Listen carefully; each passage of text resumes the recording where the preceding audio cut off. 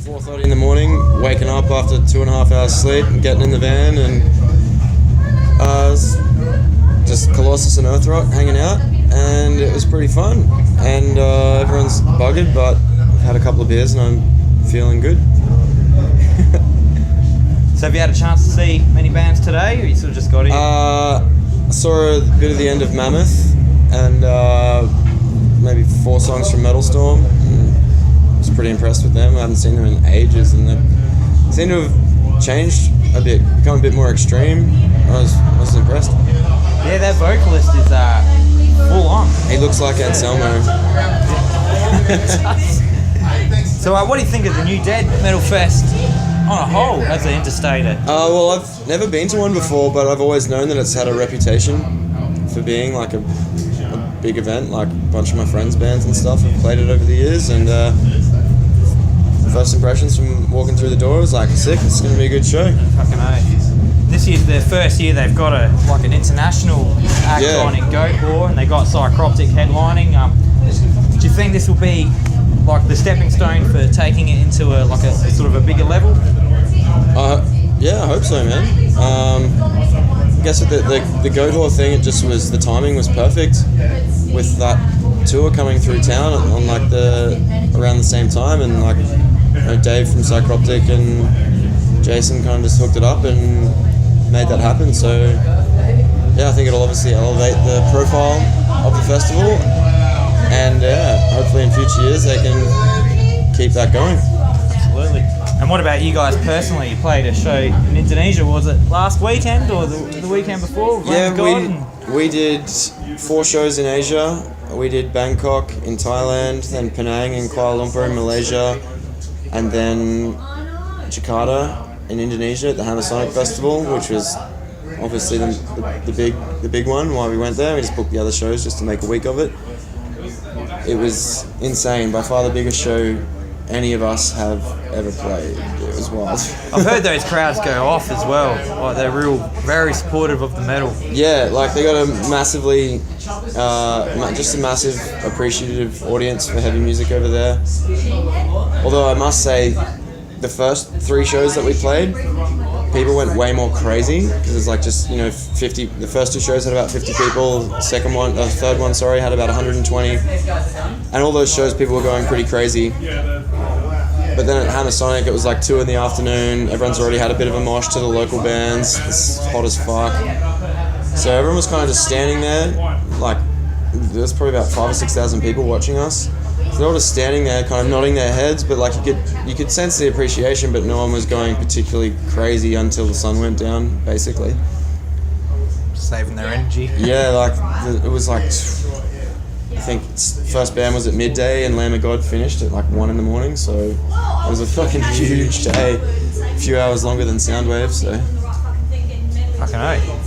And so that was obviously the biggest crowd you've ever played to. What sort of is the comparison to Australian audiences to the Asian audiences? Well, I've never really played a festival in Australia like that, of that size, so I don't have an exact comparison, but I do know from my experiences, and I've been to, a few years ago I toured Asia with my old band, and I've been there on holidays and been to gigs and stuff, and they definitely are a little bit more appreciative of when bands do tour there, and they seem to have a bit more relentless energy, and they're a little bit more less concerned about specific styles and whether you're a hardcore band or you're a metal band or a punk band. It's like all sorts of heavy sort of bands play together, and people just sort of seem to kind of get into it regardless. I don't know. They definitely don't get as many international bands touring there. I think it's changed a lot in the last few years. It's been gradually changing. More internationals have been going there since I first went there. But I don't know. Like, I know Australian bands who have toured Indonesia before they've even like been to most of Australia, and they have like crazy huge reactions, and they'll come back to Australia and play to 30 people that don't seem to give a shit, and they're like, damn, like people in Indonesia were like going crazy. I found it was interesting. The first tour I did there, we started in Indonesia, then we went to Malaysia, or Singapore, Malaysia, and then over to Japan. And it was like each country we went to, the technology got better, and the people became a little bit more privileged, but the ferocity of the shows like decreased each time. So I guess that's saying something, maybe. Catch-22 there. Yeah. So we were playing on like the most fucking terrible backlines I've ever experienced, but to like the most receptive audience I've ever had. So. See, it seems to be a similar sort of thing happening here in Adelaide. Like, we're struggling to sell Soundwave tickets, and unless you're in like the Rolling Stones or the Foo Fighters, like any international acts that are coming here are struggling to sell. Yet events like this at the New Dead are actually increasing each time. Do you think it's kind of the same sort of thing with Indonesia, where it's like more of a community-based thing rather than an international sport? What's your take on why we're doing bad in some areas? I couldn't really put my finger on it exactly, man. I think maybe, I don't know. I really don't know. I don't understand, because I think they're definitely like, I've tried to put on sort of mixed bills and stuff in Adelaide before that just haven't really worked, and sometimes I've put shows on Saturday nights that I think are going to be sick, and it's like you get 20, 30 people and I'm like, this, I don't get it. And then I book a show with the right bands on a Tuesday, Wednesday or something, and it's like big, and you're like,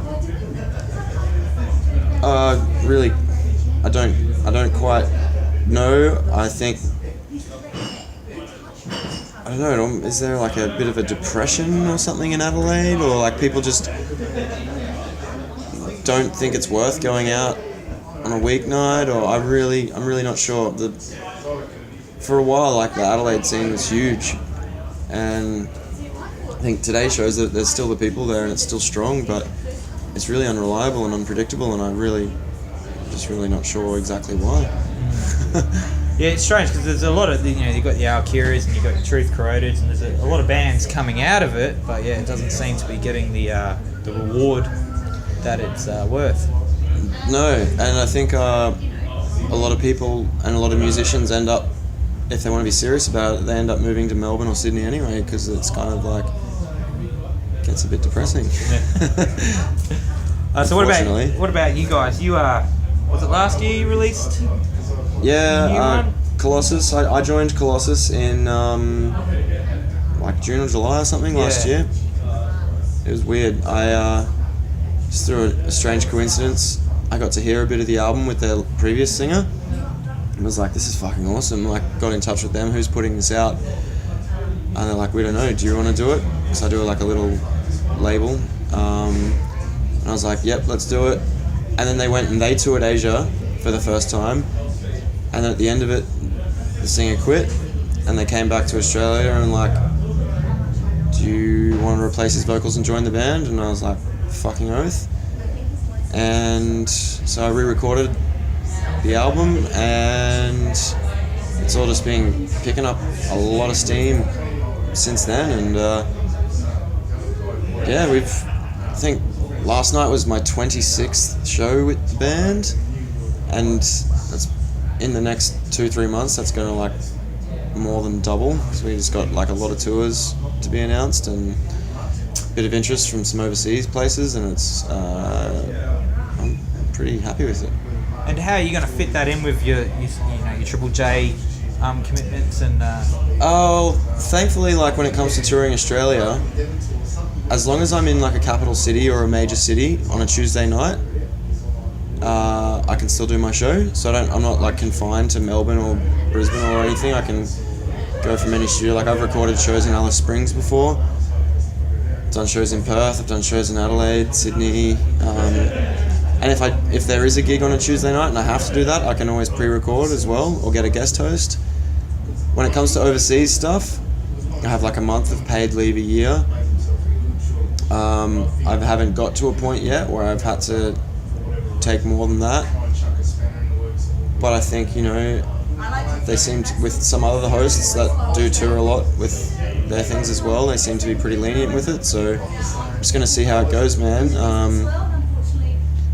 If it ever came to a point where Colossvs was paying for itself and like we could potentially become a full-time band, I might have to make some heavy considerations, but I think in the meantime, I think it's going to be fine to, juggle it and make it all work. And obviously you guys are touring pretty hard at the moment. Have you got any new material in the works? Sort of, but not really. We haven't really properly sat down because the album's only been out for 4 months or something, 4 or 5 months. And we've had we've had a lineup change since then. Like our first tour of the year in January we did with a fill-in guitarist, and then we've just got a new guitarist as a permanent member who actually played his first show with us in Bangkok. So he joined at the perfect time, and he's as our drummer says, it's like Satan just came and kissed him right on the tip of the dick. And he just got to walk into playing 6 shows. It's about being thrown in the deep end. Yeah, he'd never been overseas before either. So it's like his first show, Bangkok, his 4th show, Hammersonic, his first Australian show, Goatwhore and Psychroptic. So, but yeah, he's got a bunch of songs written that weren't intended for Colossvs, but could sort of be adapted. He's from like a hardcore band, but he's always, for a while, he's been wanting to do more death metal stuff, and he's had a bit of a solo project he's been working on. And I know the dudes have had a few jams on some stuff at practice, and we've talked heaps about what direction we want to go in, and we want to get in the studio by the end of the year, or we've talked about doing a single and like a cool video or something for it sometime in the next 6 months. But yeah, we're pretty busy for the next few months, so I think we'll just be about touring for a little bit longer, mainly. Cool. And what are your next upcoming shows?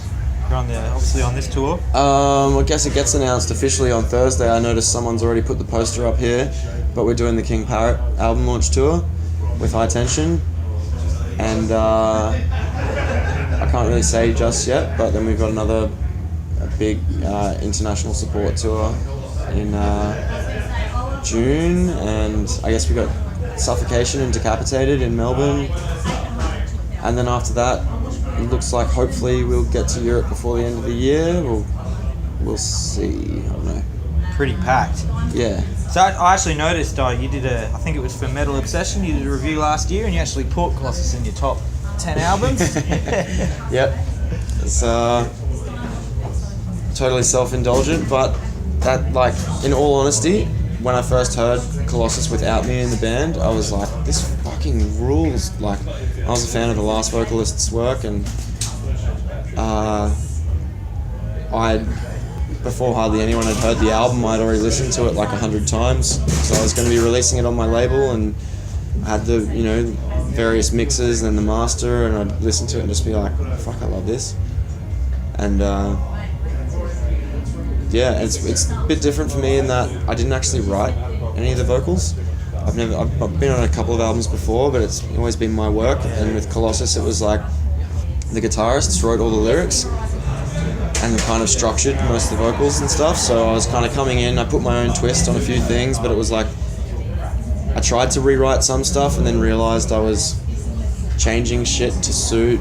And so I feel in some ways it's kind of, while I'm on the album and perform it live, it's sort of almost not my work, so I don't feel as self-conscious about just being like, hey, I enjoy this. I like listening to my own band. So doing the vocals, did you find that more of a challenge considering they weren't your own? It was a challenge in that I hadn't really been that active in a while. I hadn't had a band in a couple of years. I'd done a metalcore cover band, and I'd filled in for a death metal band called Eternal Rest, but I hadn't really done anything solid. So the challenge was just doing there's 10 songs on the album. There's 2 songs that didn't make the cut. I still recorded just to have as B-sides. By the end of it, I actually really fucked my throat up. I broke it. And I thought I'd save the first song on the album till last, because I thought that's when I'm going to be most match fit. And I got to the end of all the other songs and tried to do that song the next session, and it was just, something didn't feel right. I couldn't get it. I couldn't hit the sweet spot, and it sounded like dog shit. And I was would take a week off, try again, drink all sorts of tea, do every warm up, and nothing was really working. And ended up seeing a what are they called? Like a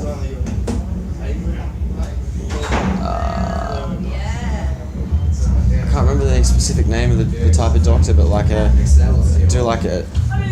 osteopath. That was it. And she did this crazy weird massage on my throat and all these pressure point things, and I felt something kind of like click, and it was weird. I don't know if it was like I strained the muscle or something, or I bumped a little tiny bone out of place. I don't know, but then it was like, whoa, my voice is back. Wow. I thought I wasn't going to be able to finish this album, but now I can. Cool. Beautiful.